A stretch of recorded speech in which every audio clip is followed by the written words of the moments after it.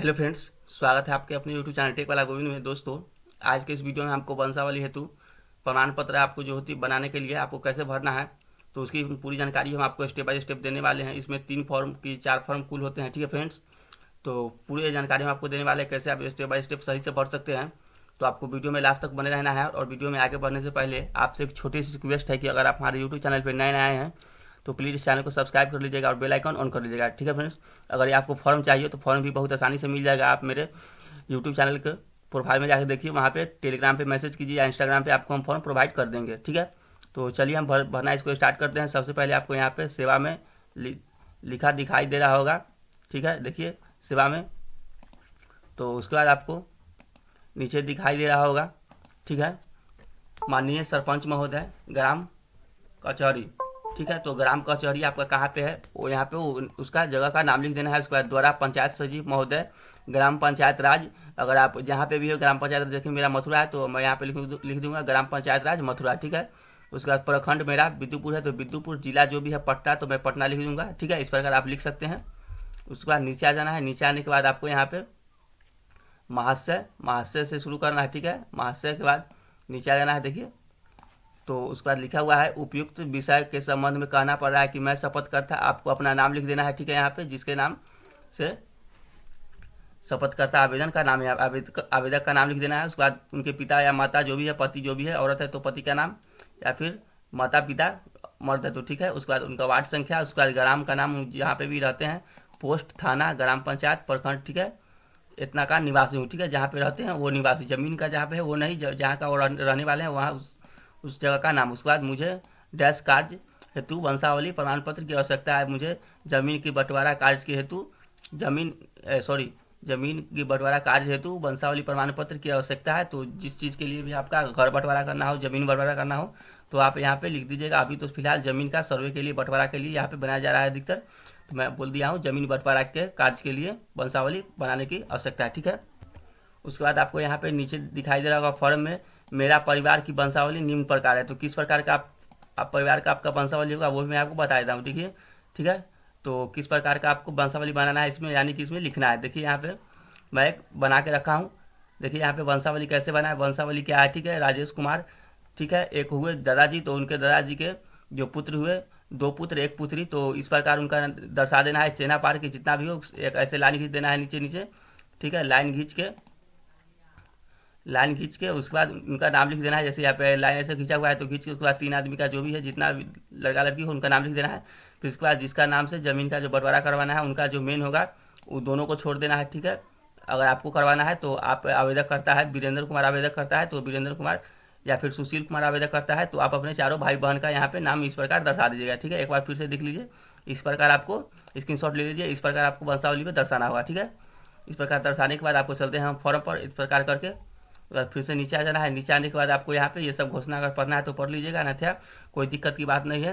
उसके बाद यहाँ पे देखिए आवेदक आवेदिका का हस्ताक्षर, ठीक है। आवेदक मतलब कि मर्द, आवेदिका मतलब कि औरत होता है। तो जो भी है, अगर आवेदक है तो उनका हस्ताक्षर, आवेदिका है तो उनका भी हस्ताक्षर, ठीक है, या अंगूठे का निशान। उसके बाद उनका चालू खाता मोबाइल नंबर, क्योंकि इसके जुड़ी कोई भी अपडेट होगा तो उनके खाता मोबाइल नंबर पे उनको दिया जाएगा अपडेट, ठीक है। उसके बाद शपथ पत्र भरना है, ठीक है। देखिए यहाँ पे समक्ष लेखक, प्रमाणक, कार्यपालक, दंडाधिकारी, उसके बाद उस जगह का नाम लिखना है, ठीक है, या जो भी हो उनके अधिकारी, उनका जो सब अधिकारी है वो इनका भरना काम है। आप सिर्फ इतना भर दीजिएगा, नाम अपना, उसके बाद उम्र करीब कितना है वो भर दीजिएगा। उसके बाद अपने पिता पति जो भी है उनका नाम लिख दीजिएगा, करीब उम्र कितना होगा लगभग, वर्ष, निवासी, ठीक है। उसके बाद वार्ड संख्या, ग्राम, पोस्ट, थाना इसमें, प्रखंड, जिला, उसके बाद का अस्थायी निवासी है, ठीक है। आप सही से सब कुछ भर दीजिएगा आराम से। मैं स्पीड में बता रहा हूँ क्योंकि फॉर्म 4 प्रकार का है, ठीक है, इसलिए मैं स्पीड में थोड़ा बता रहा हूँ। कहीं डाउट होगा तो आप कमेंट करके हमसे आसानी से पूछ सकते हैं, ठीक है, हम आपको बता देंगे। वह शपथ पूर्वक बयान देता हूँ कि मुझे डैश कार्य हेतु वंशावली प्रमाण पत्र की आवश्यकता है। तो यहाँ मुझे जमीन बंटवारे की कार्य के लिए वंशावली की आवश्यकता है। यह मेरे परिवार की निम्न प्रकार की वंशावली है, तो मैं ऊपर में आपको बताया हूँ ऐसा, तो आप इसी प्रकार आप दर्शा दीजिएगा, ठीक है।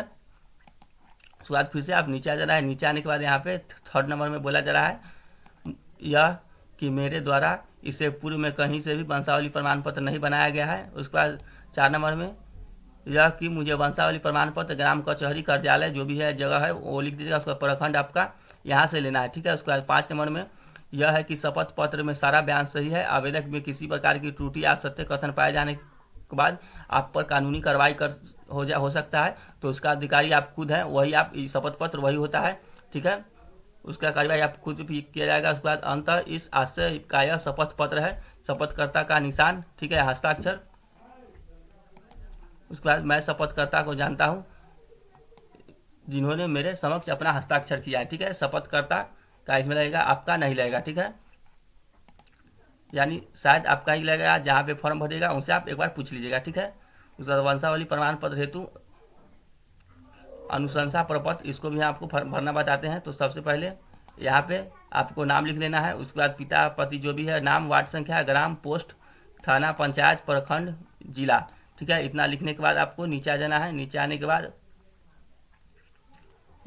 फिर से आपको लिखना होगा, मैं अपने होशो हवास में गवाह के रूप में लिखित बयान दे रहा हूँ, आवेदक आवेदिका डैश नाम, उनके पिता का नाम, ठीक है, के हित में गवाही का कोई अंश गलत सत्य पाए जाने पर दंड संहिता सुगंधित धाराओं के दंड या कार्रवाई के लिए मैं स्वयं उत्तराधिकारी हूँगा। इसमें गवाह का इसमें नाम लिखना होगा, ठीक है। उनका यहाँ पे उनका जो यहाँ पे पूरा है पता लिखा ना, गवाह का लिखा जाएगा पता ऊपर में, ठीक है। उसके बाद यहाँ पे आ जाना है 4 गवाह का जो लिखा हुआ है, उसमें 4 गवाह का फर्स्ट गवाह, तो उसमें गवाह का नाम, इसमें उसके पिता का नाम, उसमें उसका मोबाइल नंबर, उसके बाद उसका आधार संख्या, हस्ताक्षर। इसी प्रकार 4 गवाह का नाम लिख लीजिएगा। उसके बाद उसका ब्यौरा सारा दे दीजिएगा, ठीक है।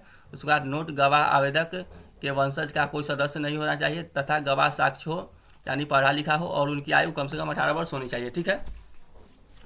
यानी कि साफ साफ बताया गया है, गवाह उसी बन सकता है जो उसका घर का सदस्य नहीं होना चाहिए, उसका पढ़ा लिखा होना चाहिए और 18 वर्ष से कम नहीं होना चाहिए, ठीक है।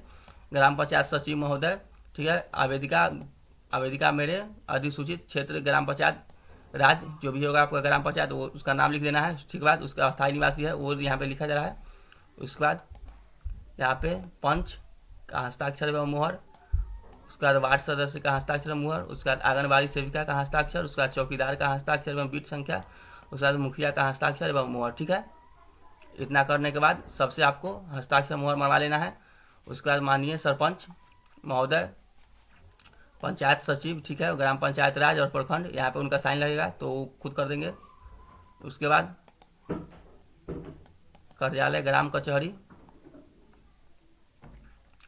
उसके बाद यहाँ पे पंचायत का ग्राम पंचायत, उसके बाद प्रखंड का नाम, जिला का नाम, आम सूचना संख्या वही भर देंगे, दिनांक उसी को भरा जाएगा जिस तारीख को फॉर्म आप भर रहे हैं।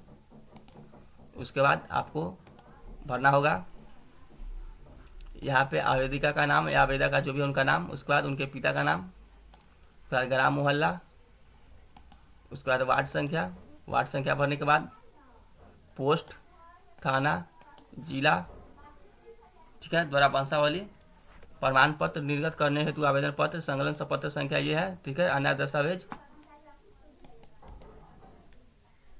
उसके बाद नीचे आ जाना है। नीचे आने के बाद आपको यहाँ पे सरपंच का हस्ताक्षर लगेगा, ठीक है, तिथि मुहर, उसके बाद ग्राम कचहरी का नाम, उसके बाद प्रखंड का नाम, उसके बाद कार्यालय ग्राम कचहरी का एक फॉर्म है नीचे, वो भी भरना है, ठीक है।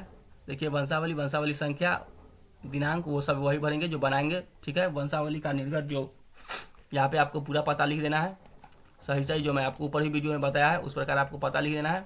नीचे आ जाना है। नीचे आने के बाद आपको वंशावली जो मैं ऊपर बताया हूँ आपको उस प्रकार आप दर्शा दीजिएगा। उसके बाद सरपंच का हस्ताक्षर एवं मुहर, ठीक है, ग्राम कचहरी, प्रखंड संख्या, उसके बाद यहाँ पे ग्राम पंचायत राज, उसके बाद यहाँ पे प्रखंड वगैरह हो गया, ठीक है। पंचायत का सचिव होगा, उनका यहाँ पे हस्ताक्षर लगेगा। इतना करने के बाद आपका सक्सेसफुली फॉर्म भरा जाएगा, ठीक है फ्रेंड्स। तो मिलता है नेक्स्ट वीडियो में, तब तक के लिए बाय, जय हिंद, जय भारत।